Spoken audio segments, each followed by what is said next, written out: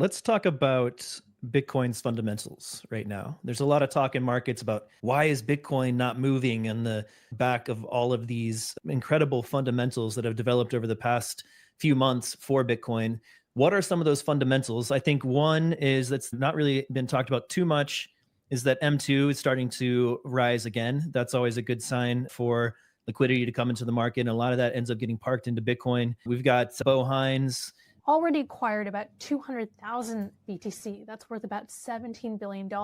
Strategy CEO Michael Saylor is suggesting that the US acquire up to 25% of the Bitcoin supply by 2035. What would be the target amount for the United States in your view? I get asked this question a lot. And I think the answer to that, like I said at the summit yesterday, is as much as we can possibly get, so long as it's in budget neutral ways that don't cost the taxpayer a dime. I think we have a lot of high IQ people in the building that are working on this, and folks over at the Treasury office and folks over at Commerce, working with the internal working group that was set up in the first digital assets EO. We'll be able to come up with ways to accumulate more really over the course of the next few years. There you go. It's clear now. This was the question, right? In my mind, the SBR was established. That seemed to be pretty well priced in that this would happen. There wasn't much of a market response. I think the response to the United States saying, okay, we are going to acquire more Bitcoin should be a lot bigger than this. This is a fundamental development of Bitcoin. I mean, they're going to buy more Bitcoin. That is exactly what they're doing. That was not just an empty statement as part of the SBR. And you've got the Bitcoin Act, which is also gaining momentum, which is a law that's put into place and much, much more difficult to undo in a possible future Democratic administration that is somehow anti-Bitcoin. We can talk about whether or not that is likely, but executive orders can be addressed and overturned in ways like the SBR. But if there's a law in place, far more difficult to repeal. The network is stronger than it's ever been. Hash rate is as high as it's ever been. There's nothing different about the fundamental value of Bitcoin itself and the network itself to the world. And now we're seeing these very bullish fundamentals coming out from the United States saying, we're going to lead the world in terms of Bitcoin nation state adoption. We're going to become a Bitcoin superpower, and we're going to buy as much as we can from the mouth of the administrative representative on digital assets. Why is the price not moving, Stephen? Yeah, so this is such a wild moment. I will tell you, beyond a shadow of a doubt, no one believes them at all. They do not believe them. They've come out and they've said it a million times. They don't believe them. Now, I think they're wrong to not believe them. I think they're absolutely going to do it. And I've had the pleasure to talk with people very close to this issue, and I can confirm that these proposals are real. They're being circulated. They're being discussed. Exactly what Bo Hines said. There are numerous proposals being talked about from the Treasury, from the Commerce. The executive order said, you shall do this. Lo and behold, they're not defying the executive order. They're doing it. This will happen, but it is staggering how no one believes it. The traditional markets don't believe it. It's too outside the Overton window for them. They just probably look at it and see a crazy Trump thing. So they're blindsided. They think it's nothing. But what's really incredible is most of the crypto traders don't believe it, and half the Bitcoiners don't believe it. Like, very few people believe that this is going to happen. It's one of the biggest disconnects I've ever seen when they're coming out and telling you exactly what they're going to do. Yeah. The number one mistake that investors made this year, I saw it time and time again in traditional markets, in Bitcoin, is they didn't believe what Trump said. You saw this with tariffs. The market was blindsided when the tariffs happened. And everyone's, I didn't think he would actually do the thing he's been saying 17 times since he got elected. He did. I didn't think he'd actually free Ross, even though he committed to doing it multiple times in public. I didn't think he'd actually do the SBR, even though he mentioned it in 9+ different speeches. I didn't think he was actually going to shut down the Department of Education, even though he talked about it 13 different times. It's just simple. It's not whether this is good or bad, you like it, you don't like it, but just the question of, is Trump going to do the things that he has talked about over and over again? And if you shorted that, if you bet against that, you were wrong basically every time this year. But for some reason, you think you're going to be right this time, that even though you have Trump saying it, written into the executive order, every official in the administration close to this saying it, Lutnick affirming it, Treasury and Commerce discussing it, You think that somehow they actually have no intention to do this. They do. They're out there. They're talking about it. They're doing it. And once it happens, you will see the market reverse in a hurry because this is not priced in. The SBR, where they didn't sell the coins, was priced in. The market expected it to happen. This is not. 100%. I think it's totally fair, by the way, that people don't trust or believe. Politicians in general, how many promises do they make that don't come to fruition, right? So it's reasonable that people have taken that stance, but there's too much evidence stacking up now that these things are going to happen. You got to take a side. And let me just add one thing. There's all of these people that their main response is, oh, you're going to trust the government. Like it's some version of, what do you mean believe the government? What do you mean politicians lie? Yes, politicians lie, but that's a totally insufficient heuristic to navigate reality, right? If you were to count up the number of times politicians lied and then compare it to the number of times politicians told the truth, you'd have some on both sides. There'd be sometimes they lied. There'd be sometimes they told the truth. And so then you have this secondary question, which is, how do you determine which one it's going to be? How do you tell when a politician is lying? And how do you tell when a politician is telling the truth? Then you have a third part, which is it a lie if they tried to do it and failed because they got blocked by other apparatuses of government? I wouldn't personally call that a lie. I think a lie is they said they'd do it, they never tried, or they tried in an unserious way. It's not they tried really hard to get a bill through and it failed in the Senate. That's a different thing. Now, one of the reasons I think you should be bullish here is because the number of repetitions you're seeing, in my opinion, my way of parsing this information landscape, if Trump was not serious about this, you would have seen him talk about it once or twice and then basically shut up once the election's over. That's your signal. Your signal is that he talked about it when he was raising money and he shut up once he was president because he didn't need it anymore because he doesn't have another term. But the fact that he continued to talk about it and they have pushed out multiple facets of the administration to talk about it tells you that it's serious. It looks bad to talk about it 17 times and then not do it. Secondly, you should, I think, lean on the side I'm leaning in that this is going to happen because as long as they don't have to requisition money from Congress, he has the ability to do this without involving other people because there is this real challenge of getting it through. It is a limited amount of funds that can be accessed through the executive branch alone. So Correct. Point being, the Lummis really needs support. Yeah, there are some funds. He can do billions. Yeah. That's the whole reason for budget neutral purchases. Budget neutral is code for I don't need to ask Congress for money. I can just do it. It's all probabilities, but I would relate to these statements dramatically different than other politician stuff.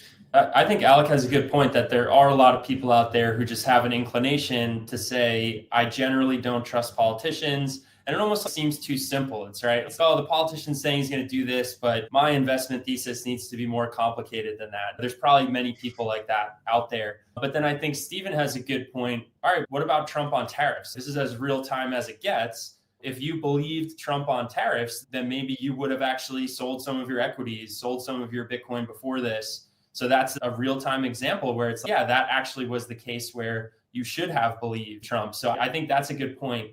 Also, I think there's something to be said about, Brady, you were talking about the long-term thesis for Bitcoin, kind of foundational reasons to invest in Bitcoin. I think one of the reasons that, in addition to this stuff not being priced in, like Stephen was saying, I think it's just that Bitcoin is correlated to traditional markets.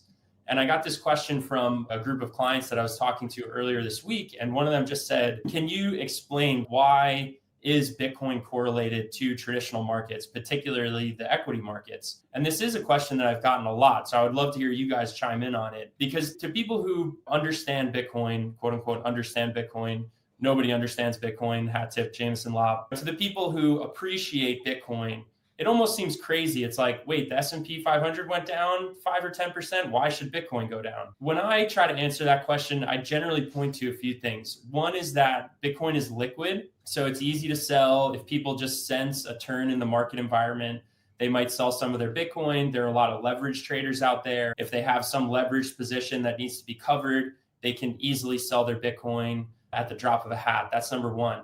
Number two is that there is this perception that Bitcoin is a speculative asset, whether we like it or not. and large investors out there will treat it as a speculative asset. And that is a self-fulfilling prophecy, at least in the short term. And then item number 3 would be people are not 100% invested in Bitcoin, right? They have a portfolio of allocations. And I've noticed this firsthand a lot, that if someone's equities are down, I'm referring to 2022 here, if your equity portfolio is down by 25, 30%, it's very hard to convince that person, hey, now is a good time for you to buy Bitcoin. They're like on defense. They don't, even though that's a good time to allocate, usually it's just hard to get that new incremental dollar coming in. So that's how I've answered that question. But do you guys have anything more to add of this, like, why does Bitcoin go down when the stock market goes down question? Yeah, so it's that later point for me, that the second point you made for me is just that you need to realize that Bitcoin exists in a universe of other assets. Let's say the average Bitcoin investor has 5 or 10% Bitcoin, the rest is stocks. Like, most people are not all in Bitcoin. Like, those are the guys that probably aren't selling. And so, if you're running into the tariff launch and you're bearish because you're like, he's going to do this, he's actually going to launch these tariffs and the market's going to freak out. So then you go into risk off mode and you're saying, oh, I need to be like protective here. Bitcoin's one of the more volatile things, so it's going to go down more. That might be one of the first things you sell. You're protecting your portfolio. Similarly, once the drop's already happened, maybe you're getting margin called on a position and you need to raise money now. So you're selling across your asset portfolio. And even maybe you're tactically bearish before the tariff launch. So you're looking for something to short and you short Bitcoin. I think it's unreasonable to expect Bitcoin to not trade as a larger part of like asset universe in the modern world. Even gold during these days where everything sells off and it's a defensive asset. This is the point I'll always make. On days that were really panic capitulation in the stock market, gold was down 3% that day. There's nowhere to hide when these things come. And asking the question of like, when will Bitcoin decouple from this? It misunderstands the structure. I also think part of it is people's understanding of Bitcoin or appreciation of Bitcoin in certain ways. I think the appreciation of Bitcoin as a store of value, as an established long-term store of value, and not just a speculative store of value, that understanding is growing for sure, especially with Bitcoin treasury strategies and that kind of education that's happening in the corporate world. It's also happening at the nation state level. This is an asset, a strategic asset. We should hold it for 20 years minimum, as is in the Bitcoin Act. Those ideas are there and they're becoming more established, but there's still a lot of investors who treat it like a stock, like an equity, and they're denominating their gains in dollars. They're not thinking about holding this percentage of the network for decades. They're thinking about making dollar gains. And that's going to continue to change as we go up that adoption curve of an established store value. So I think, but there's still quite a few people who are just trading based on dollar denominations, and that's going to continue. But I think as Bitcoin becomes more established as this uncorrelated long-term store of value, as a safe haven asset, then you'll just see that sort of those drops when equity markets are panicking, I think will start to diminish and it'll become more like gold and maybe even more stable than gold in times like that, or maybe even go up, as people move assets from these kind of short-term dollar denominated assets to a completely perfectly scarce asset that can't be debased in times like of economic trouble, where money printing is a very predominant solution to sort of quell the markets. I want to drill down in that a little bit because I think this is good for people to understand. So there are times where the US market sells off and gold goes up. And there are times when the US market sells off and gold goes down.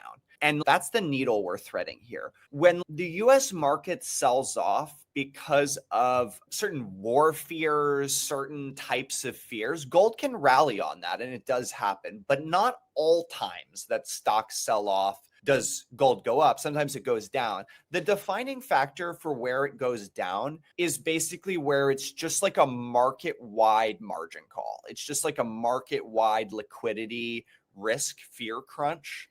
And in those moments, I think you could see Bitcoin's volatility go down. It could drop less, but I wouldn't want people expecting that it's going to somehow go up anytime the S&P goes down. You also don't want that because the S&P pretty much just goes up over time. And if Bitcoin only goes up when the S&P goes down, you have a problem.